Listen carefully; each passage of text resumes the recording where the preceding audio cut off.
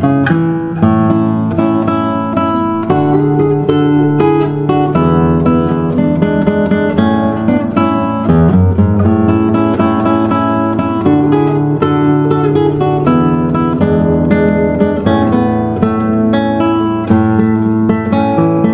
mừng các bạn quay trở lại với Jamaica. Jamaica có một nền văn hóa đa dạng và phong phú. Ẩm thực của Jamaica mang tính đặc thù của vùng Caribe. Hôm nay chúng ta sẽ đi tìm hiểu nền ẩm thực của vùng Caribe, cũng như thử các món ăn đặc trưng nhất của Jamaica nói riêng và vùng Caribe nói chung.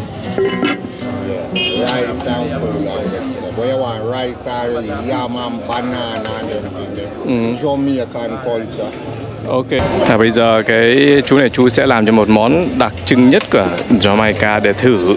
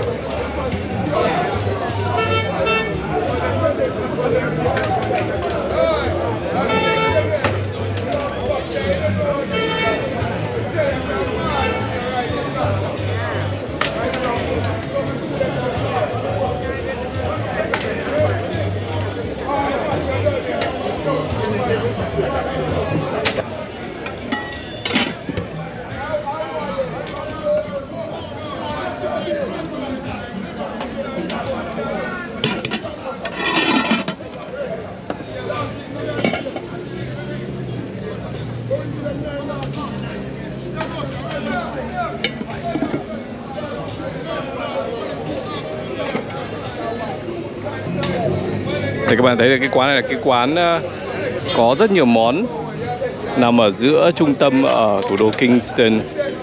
Và cái anh này anh có đựng bằng các nồi gang, có một chút gì đó rất là giống của Việt Nam.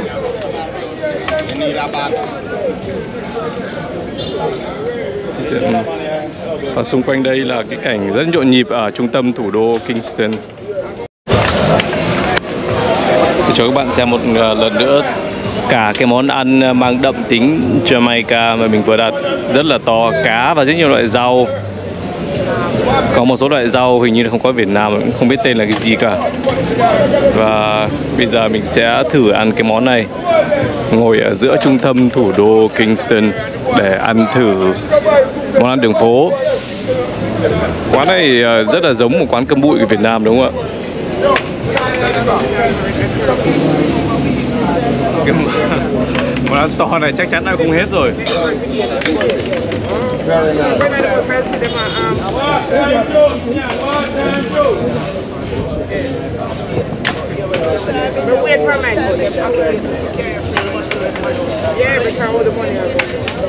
Món này còn có chuối này và một loại rau đặc trưng của Jamaica chưa biết tên là cái gì. Và cái quả breadfruit là một quả rất thông dụng ở các nước vùng Caribe này. Và chuối nữa. Và đây là một cái loại bột chiên.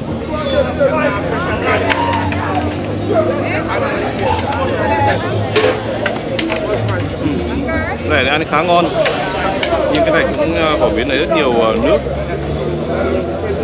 Đây là loại cá hồng của Jamaica. Cá ngon tuyệt vời, ăn giống như là cá hồng Việt Nam, y xì như vậy, cực kỳ là ngon. Có điều là các món rau và các cái gia vị ở đây, cái chú cho hơi đậm một chút, theo khẩu vị của mình thì là hơi mặn. Lại ăn rất ngon. Giá cả một cái này là $1.000 Jamaica.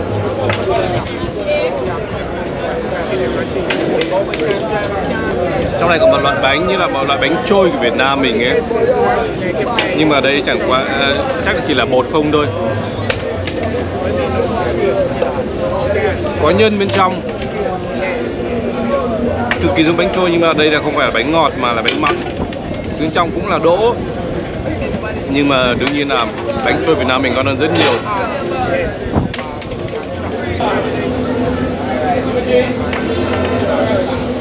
Mặc dù cô lắm rồi bây giờ cũng chỉ ăn hết gần hết một con cá thôi. Còn tất cả các loại rau mặc dù khá là ngon nhưng mà bắt buộc phải để lại, tại vì là món này là quá to. Bây giờ chú quá nhiệt tình, chú làm cho một món quá là to. Tuy nhiên đây là tất cả những thức ăn đặc trưng nhất ở Jamaica, và cái chú chủ quán này là rất nhiệt tình đã làm cho mình, đã chuẩn bị cho mình để thưởng thức.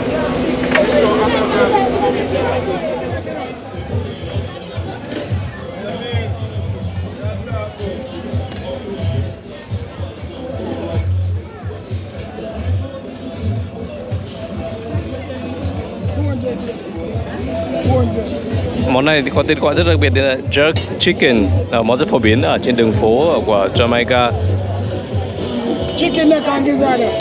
Cái này chủ yếu là không có, tức là thịt gà đây chủ yếu là cổ gà. Đúng, mình nhìn thấy toàn là cổ gà và các cái nội tạng, ví dụ như là gan chẳng hạn, và dạ dày rất nhiều. Và ăn với một loại sốt như này, tức là sốt này rất là cay, ketchup. Bạn có thể mua một cái túi 200 đô hoặc là 300 đô.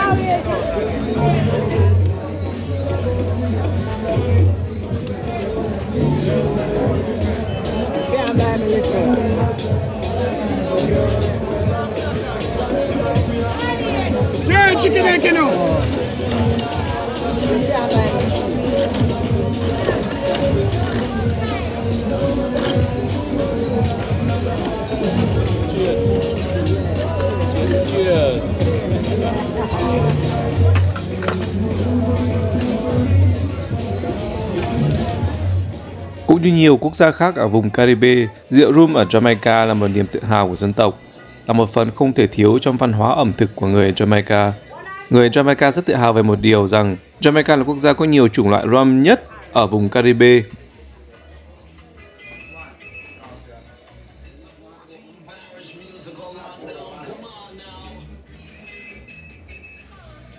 Yes. Yeah.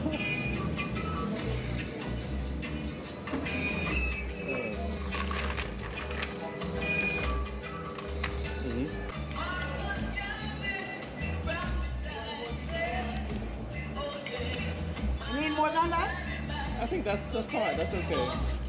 That's how you drink in Jamaica, right? Yes, but we drink it in other things.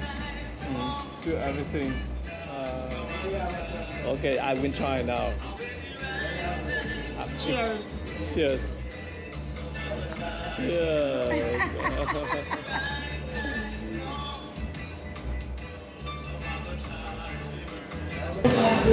Và sẽ là thật thiếu sót các bạn tới Jamaica mà không thử một loại rum hay một loại rum của Jamaica, vì là rum của Jamaica là một trong những loại rum nổi tiếng và ngon nhất thế giới. Do vậy mà đã lặn lội mất công tới Jamaica rồi thì phải đến một quầy bar ở đây để thử ít nhất là một loại rum nổi tiếng của Jamaica vào. Hôm nay là mình chọn cái loại rum có hương vị dừa, cũng là một cái rất là đặc biệt, rất là nổi tiếng, rất đặc biệt. Có thể là không phải đâu cũng tìm thấy được. Rum là một loại thức uống mình cũng rất là thích uống, tại vì cái hương vị của nó rất là thơm, ngửi rất là thơm rồi. Mà như các bạn và như vừa giới thiệu với các bạn thì rum ở Jamaica là rất là đặc biệt, tại vì là cái quá trình tinh chế của nó nên là nó làm cho cái hương vị có gì đó đặc thù của Jamaica.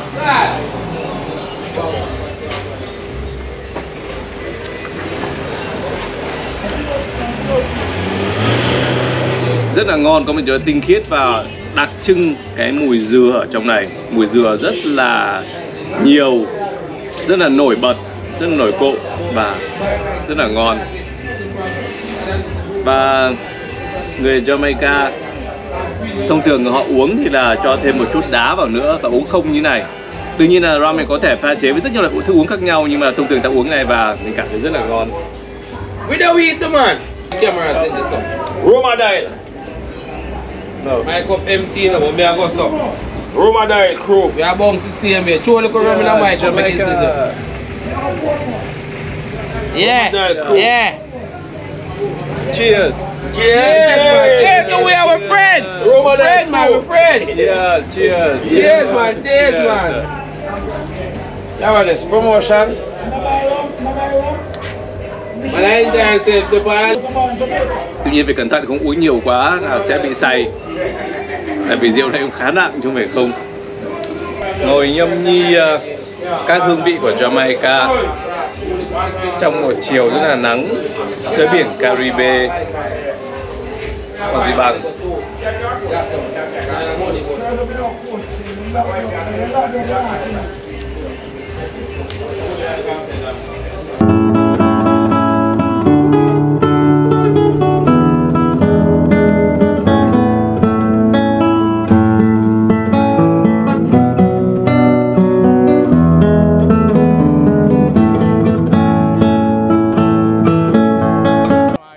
Tuy nhiên, món ăn nổi tiếng nhất của Jamaica liên quan đến quả này. Đây là quả ackee, là một loại quả có nhân và có hạt, được trồng ở khắp mọi nơi ở Jamaica. Mặc dù loại quả này có nguồn gốc xuất xứ từ Tây Phi, song nó đã trở thành một món ăn dân tộc của Jamaica. Loại quả này có quanh năm, được bán ở mọi ngóc ngách ở Jamaica, và không có một món nào đại diện cho nền ẩm thực Jamaica một cách tiêu biểu hơn là món ackee.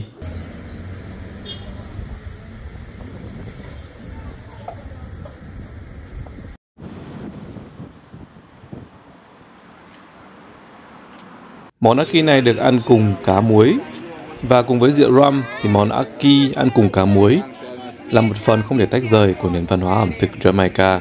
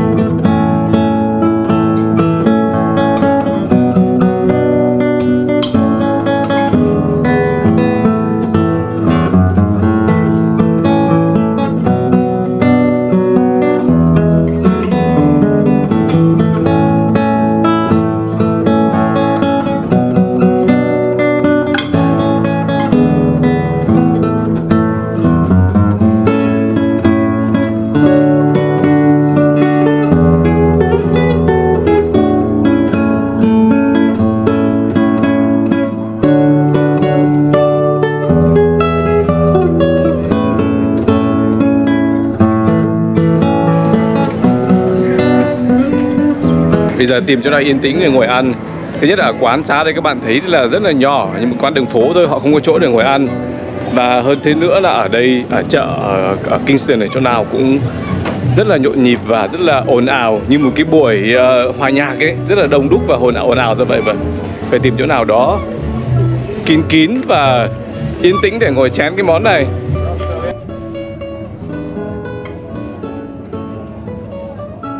Và chắc chắn đấy 100% là cái món nổi tiếng nhất của Jamaica. Và đây là cái món mình mong đợi nhất trước khi đến Jamaica, thì vì là cái món này có trong cái bài hát Ackee rice on fish are nice and the rum is fine any time of year. Ackee. Và món này ăn cùng cái loại rau tên là Kalilu, hình như tên là Kalilu, mình sẽ check lại sau. Và một số cái loại củ giống củ từ Việt Nam rất phổ biến thông dụng ở đây. Và ackee này không thể thiếu được là sonfish, nghĩa là cá muối.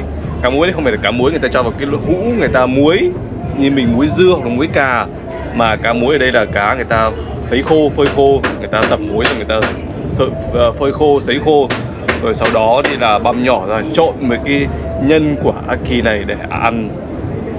Và cái từ cái ngày bé mà được nghe cái bài hát Jamaica Farewell thì là không thể không nhớ đến cái món này, và lúc nào cũng muốn là khi đến Jamaica bắt buộc phải thử món này, hoặc là từ ngày đó đã muốn đến Jamaica để thử cái món này xem như thế nào, tại vì là làm mình rất là tò mò không biết là như thế nào, tại vì quả này Việt Nam không có, ít nhất là miền Bắc không có, không biết là trong các bạn ở miền khác thì có ý kiến khác không, nhưng mà riêng ở miền Bắc hình như là không có đâu quả ackee này. Và bây giờ sẽ thử xem nó thế nào. Hồi hộp, bây giờ sẽ là hương vị Jamaica.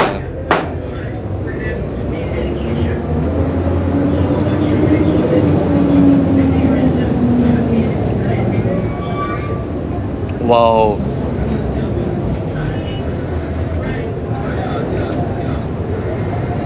Wow. Ngon, mịn, vừa vặn, vừa khẩu vị, rất là ngon. Bạn có biết cái quả cái quả ackee này nó màu vàng, nó giống cái lòng đỏ của trứng, và ăn nó cũng giống như vậy. Tuy nhiên cái quả ackee nó còn mềm mại, nó còn mượt, mà ăn nó còn có một cái gì đó thanh thoát hơn nữa, không cứng đơ, mà khi cho vào mồm có thể là nuốt chửng luôn, không cần phải nhai, rất là mềm. Rất là ngon. Và cái cá muối này không mặn chút nào, người ta làm rất là vừa vặn, rất là vừa phải. Tuy nhiên có một chút cay, tại vì cái cay là cái hương vị chủ yếu trong các món ăn của Jamaica, do vậy mà cái hương vị cay là hương vị không thể thiếu được ở đây. Tuy nhiên rất đậm đà, rất là ngon, ăn vẫn vừa được. Cái rau kaleku. Vậy là sau bao nhiêu ngày chờ đợi, mà phải chính xác hơn là bao nhiêu năm chờ đợi, sau khi nghe cái bài hát Jamaica Farewell rồi, thì bây giờ mới được có dịp có mặt ở Jamaica và được thử cái món ackee and thornfish,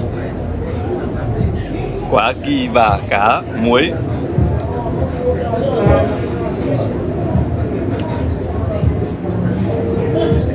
Và giá một cái hộp rất là to này là $500 Jamaica. Và cái món ackee này người dân Jamaica ăn chủ yếu vào buổi sáng, với là người ta dùng làm thức ăn sáng.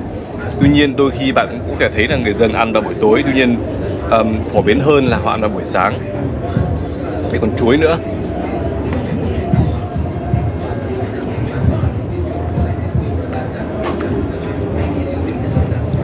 Rất là ngon, và món này chắc mình có thể ăn hàng ngày được. Tại vì đơn vị là đơn giản là cái khẩu vị của nó rất là vừa vặn.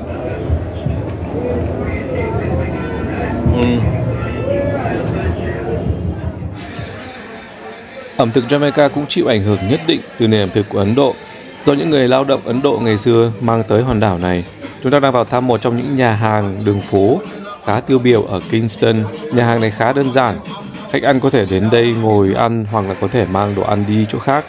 Và đây là một trong những quán phục vụ các món thịt hầm có sốt curry rất là ngon ở thủ đô Kingston và cũng khá là nổi tiếng. Ở đây các bạn có thể chọn thịt gà, thịt lợn, thịt dê được hầm nhừ và ăn với sốt curry.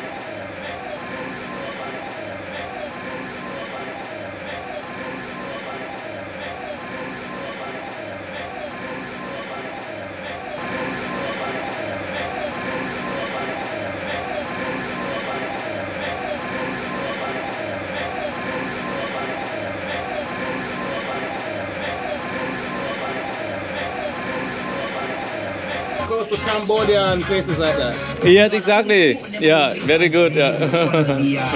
Instructions. Never saw the name beside the answer.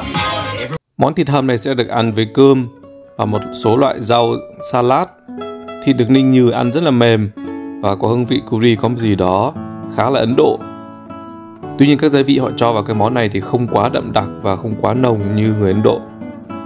Và đến những nơi như này các bạn không chỉ có cơ hội được thưởng thức các món ăn rất đặc trưng của Jamaica mà còn có cơ hội được giao tiếp, trò chuyện với những người dân bản địa.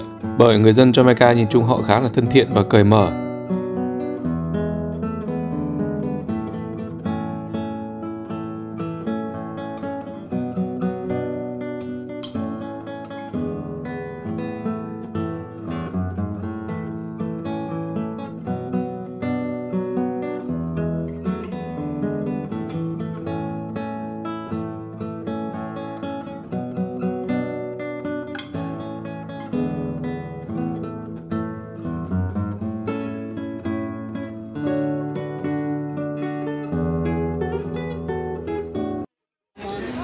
Và một cái món khá tiêu biểu trong cái nền ẩm thực đường phố của Jamaica đó là món cháo bột ngô.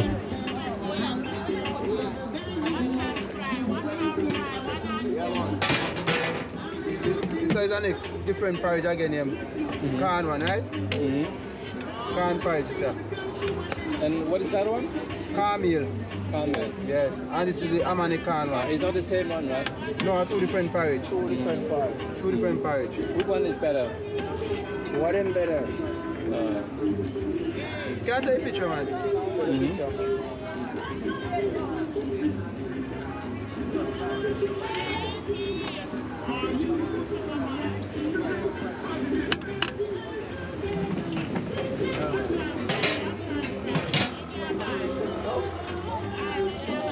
Hello, I'm glad to see you.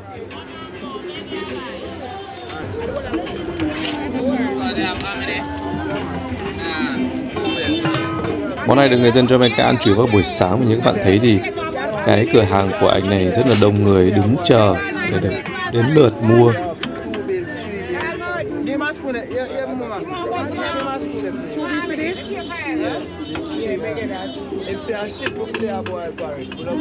Thank you.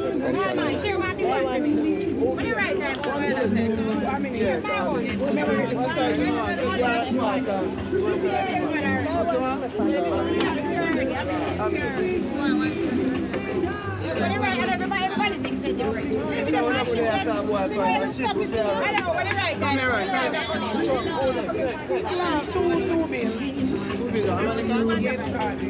Món này ăn khá là ngon, có vị ngô rất là thơm. Tuy nhiên chỉ có điều là họ cho khá nhiều đường.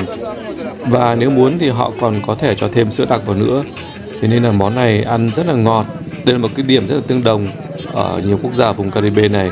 Thông thường người dân họ cho rất nhiều đường vào các món ăn mà có thể cho đường vào, ví dụ như cà phê hoặc là các món như thế này.